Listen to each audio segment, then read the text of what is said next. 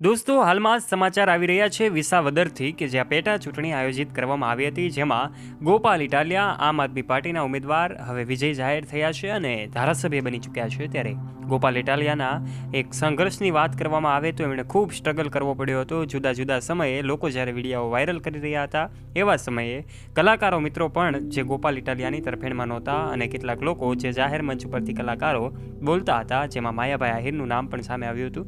એનો વિડીયો પણ સોશિયલ મીડિયામાં કદાચ તમે જોયો હશે। ત્યારે ગોપાલ ઇટાલિયાએ હવે ધારાસભ્ય બન્યા બાદ એમને શું કહ્યું છે, આખરે એમની પ્રતિક્રિયા શું રહી છે એ જાણવાનો દરેક લોકો પ્રયત્ન કરતા હોય છે। ત્યારે પ્રેસ કોન્ફરન્સ જે આયોજિત થઈ હતી એમાં ગોપાલ ઇટાલિયાએ શું કહ્યું એ જાણવા માટે આજના વિડીયોમાં તમે અંત સુધી બન્યા રહેજો। અને ચેનલ ઉપર જો તમે પહેલીવાર આવ્યા હોય અને અમારી યુટ્યુબ ચેનલને સબસ્ક્રાઇબ ન કરી હોય તો નીચે રહેલું બેલ આઇકન દબાવીને અમારી યુટ્યુબ ચેનલને અવશ્ય સબસ્ક્રાઇબ કરી લેજો।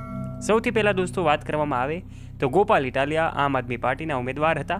3 ઉમેદવારોમાં ગોપાલ ઇટાલિયા જ્યારે વિજયી બન્યા છે ત્યારે દિલ્હીમાં અરવિંદ કેજરીવાલજીને પણ તેઓ મળ્યા હતા અને પહેલીવાર એમણે રાષ્ટ્રીય કક્ષાએ સંબોધન કર્યું હતું, જેની અનેક તસવીરો સોશિયલ મીડિયા પર ખૂબ વાયુવેગે ફેલાઈ હતી।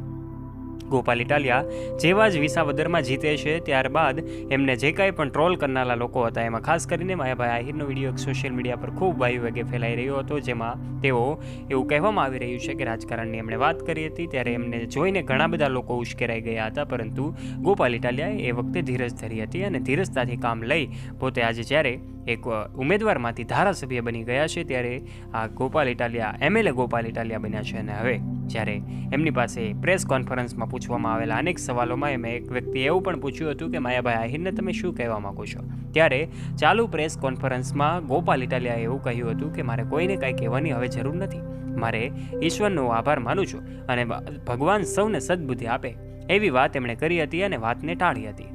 ત્યારે આ પરથી આપણે એવું અનુમાન ચોક્કસપણે લગાવી શકીએ છીએ કે એક નેતા કેવો હોવો જોઈએ।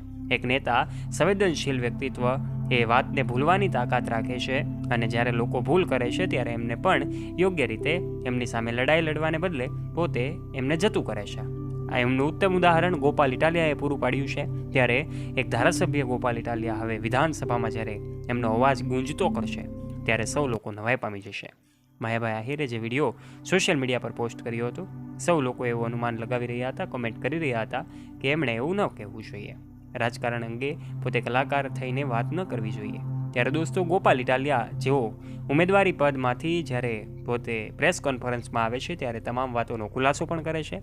આખરે હવે દિલ્હી અરવિંદ કેજરીવાલને પણ મળવા જાય છે અને ત્યાં જઈને તે જે કાંઈ પણ ઘટનાઓ છે એક રાષ્ટ્રીય કક્ષાએ સંબોધન કરે છે અને એમની તસવીરો એમની લોકચાહના આખરે વિજયી થાય છે। સોશિયલ મીડિયા પર લોકો એવું પણ લખી રહ્યા છે કે પૈસાના પાવરની સામે એક લોકચાહના ભારે પડી છે। એવી જ કંઈક વાતો ગોપાલ ઇટાલિયાને લઈને છે। એક તરફ વિસાવદરમાં એક તરફ સત્તા હતી તો બીજી તરફ ગોપાલ ઇટાલિયા એકલા યુવાન હતા। એમની પાસે પૈસાનો પાવર બિલકુલ નહોતો, પરંતુ એમની લોકચાહના છે એમણે જ વિસાવદરના લોકોના મત મેળવવા માટે જે કાંઈ મહત્વની ભૂમિકા ભજવી છે અને વિસાવદરની જનતાએ ગોપાલ ઇટાલિયાનો ચહેરો પસંદ કર્યો અને એનું જે કાંઈ પણ ભણતર છે LLB સુધીનો એમનો અભ્યાસ છે, કોન્સ્ટેબલથી લઈને વકીલ સુધી અને વકીલથી લઈને હવે ધારાસભ્ય એમએલએ ગોપાલ ઇટાલિયા બની ગયા છે। ત્યારે સૌ લોકો જય ગોપાલના નારાઓ લગાવી રહ્યા છે। સોશિયલ મીડિયા પર પણ તમે જોયું હશે।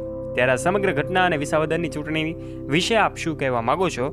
આપના વિચારો નીચે કમેન્ટ બોક્સમાં કમેન્ટ કરીને જરૂરથી જણાવજો। અને જો દોસ્તો તમને આ વિડીયો ગમ્યો હોય તો વિડીયોને લાઇક કરજો, તમારા ફ્રેન્ડ્સ સાથે શેર કરજો તથા આવા ને આવા રસપ્રદ વિડીયોઝ માટે નીચે રહેલું બેલ આઇકન દબાવીને સબસ્ક્રાઇબ કરી લેજો અમારી યુટ્યુબ ચેનલને। ધન્યવાદ।